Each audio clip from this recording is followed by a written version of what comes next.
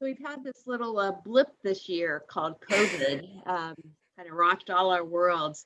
How has it impacted your ministry? Yeah. So, first of all, the Philippines has engaged in pretty hardcore lockdowns. Really, actually, one long lockdown since March of this year. I think we're at like 9 months and counting. And that has made life challenging in Manila, just generally.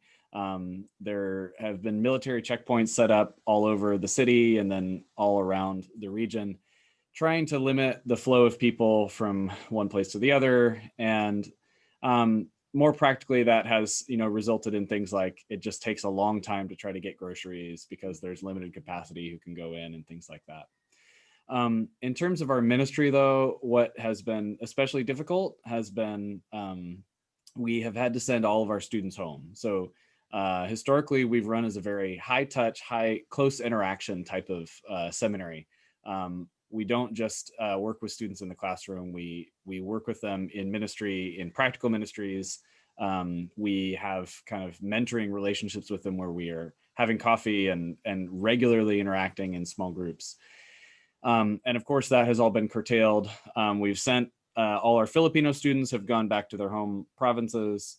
All of our international students have been sent back to their home countries. That in itself has been a huge endeavor, actually, to try to get every student home.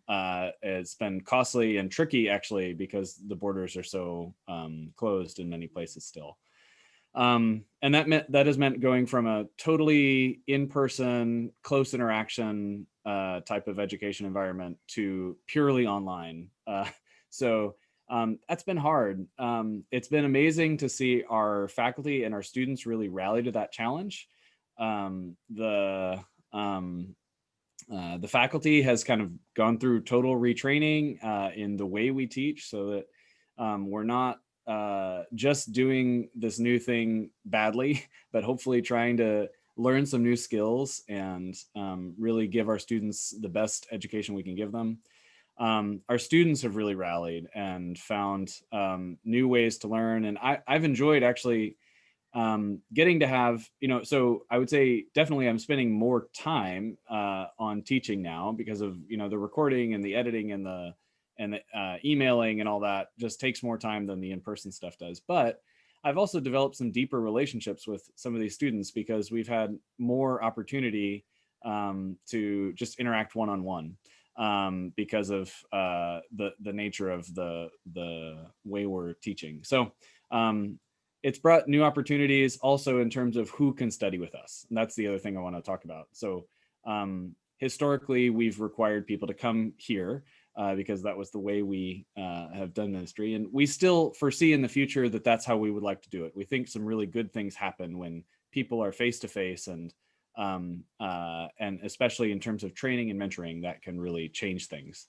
However, we always have known that there have been people in far-flung areas who can't come here, that financially it's not sustainable. And actually in the past, we were turning away almost half of our applicants because we just didn't have the capacity, which is, a problem that most seminaries in the US would love to have.